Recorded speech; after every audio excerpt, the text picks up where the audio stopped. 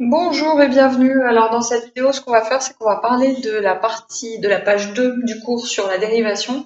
On va simplement regarder comment calculer des taux de variation ou taux d'accroissement d'une fonction entre deux valeurs. Donc là, le premier exemple qui était proposé, c'est une fonction affine, qui ne présente pas de difficulté particulière. Le taux d'accroissement de la fonction, on demande celui qui est entre 2 et 2 plus h. Donc là, on imagine, on a notre fonction et on veut avoir un point A en 2, un point M en 2 plus h, et on veut calculer la pente de ce morceau de droite qui joint donc les deux points A et M. Alors, ce dont j'ai besoin, moi, déjà, pour commencer, c'est la formule que maintenant j'ai bien apprise par cœur parce que c'était dans la leçon juste avant. Donc, je réécris ma formule du taux d'accroissement. Le taux d'accroissement, c'est f de A plus h moins f de A sur h. Donc là, ici, c'est entre 2 et 2 plus h. Donc, je vais réécrire que c'est f de 2 plus h moins f de 2, le tout sur h. Et là, ici, je me retrouve avec cette formule. Je vois que j'ai besoin d'avoir f de 2 plus h. Donc, je vais calculer f de 2 plus h ici à droite.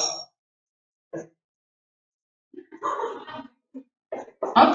Et je vais devoir calculer f de 2 de la même manière.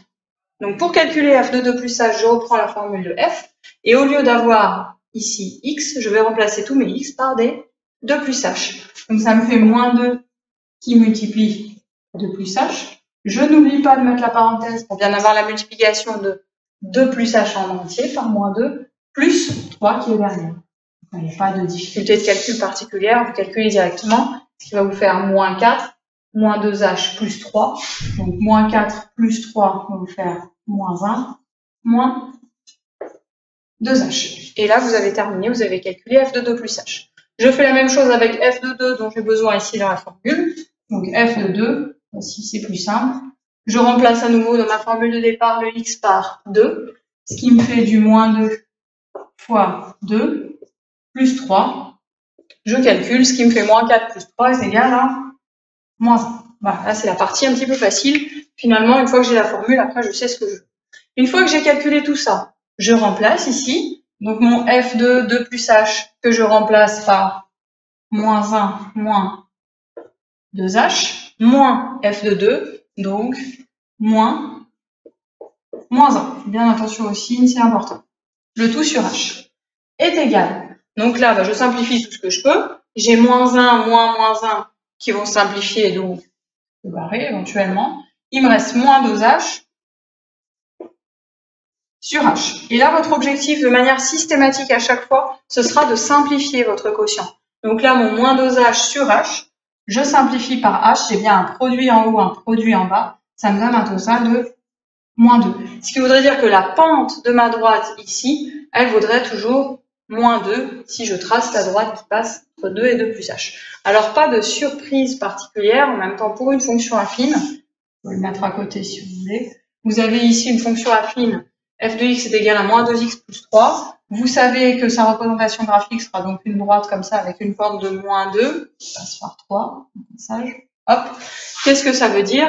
Ça veut dire que je peux prendre n'importe quel point, ici au voisinage de 2 ou pas. Je prends un point, je prends un autre point. À chaque fois que je vais tracer le petit segment qui joint ces deux points là, qu'est-ce qui va se passer? Je vais avoir une pente de moins 2. C'est le principe des fonctions affines, c'est qu'on garde une pente constante, toujours la même, et ici la pente est de moins 2. Donc pas de surprise, ça reste les fonctions les plus simples à manipuler.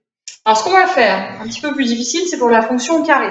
Donc là, la fonction carré qu'on a appelée g, je vais calculer le taux d'accroissement cette fois-ci entre moins 1 et moins 1 plus h. Donc même principe, mon taux d'accroissement, la formule, alors là ça ne va pas être f de a plus h, ça va être g, la fonction s'appelle g, mais c'est la même formule. Donc g de moins 1 plus h, moins g de moins 1, et le tout sur h. Alors de quoi est-ce que j'ai besoin ici? J'ai besoin de g de moins 1 plus h, j'ai besoin de g de moins 1. Alors, je vais commencer par calculer g de moins 1 qui est le plus simple, une obligation, avec cette fonction qui est la fonction carré, donc ici, ce qui me fait moins 1 au carré, je n'oublie pas la parenthèse, il y a moins 1 en entier qui est mis au carré, c'est un total de 1. Tout va bien. Ensuite, je fais la même chose avec g de moins 1 plus h dont j'ai besoin. Donc là, ici, g de moins 1 plus h est égal, et à nouveau, je remplace, mais cette fois-ci, ici, je remplace le x par moins 1 plus h. Le tout, donc, au carré. Et là, tout de suite, faites bien attention, on reconnaît l'identité remarquable, donc du type a plus b au carré. Alors là, on voit bien qu'il y a un moins 1 quand même. Donc ce qu'on peut imaginer pour que ce soit plus simple, c'est que c'est h moins 1 au carré. C'est la même chose. H moins 1 au carré. Et comme ça, on a plutôt notre identité remarquable du type a moins b au carré. On ne s'embête pas avec les signes moins. Ce qui nous fait h carré moins 2h plus 1. Il n'y a pas de difficulté particulière. L'identité remarquable, vous êtes censé les connaître sur le bout des doigts. Donc maintenant que j'ai tout, je remplace. G de moins 1 plus h, ça va me faire h carré moins 2h plus 1, moins G de moins 1. Donc là, ici, je reprends ma valeur, moins 1. Normalement, si vous faites bien vos calculs, de toute façon, de manière systématique, à chaque fois, vous aurez la constante ici qui s'annule. Sinon, si vous vous êtes trompé dans vos calculs. Donc là, ici, le tout sur h est égal. Donc là, c'est un petit peu plus difficile. Hop, on va pouvoir simplifier les 1. Mais il nous reste h carré moins 2h. Alors, le piège, surtout dans lequel vous n'allez pas tomber, c'est de vouloir simplifier là ce h. On ne le fait pas parce qu'en haut, on n'a pas un produit. En haut, j'ai une somme. H carré moins 2h. C'est une somme, je ne peux pas barrer les h. En revanche, je peux factoriser par h, parce que je vois qu'ici, j'ai h qui est un facteur commun. Donc, je réécris que c'est h facteur de h moins 2. Je vérifie rapidement quand je redéveloppe, ça fait bien h carré moins 2h. Tout va bien. Le tout sur h. Alors maintenant, ce qu'il y a de bien, c'est que j'ai bien h qui multiplie la parenthèse. J'ai donc bien un produit. Donc, je peux simplifier ici par h, chose que je fais rapidement. Et il me reste simplement h moins 2.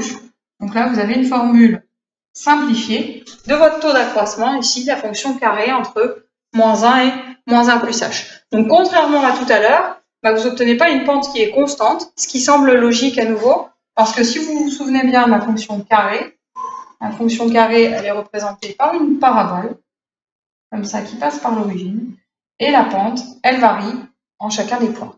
Ce n'est pas constant, donc c'est normal ici que votre taux d'accroissement, eh bien, il varie en fonction de la valeur de h.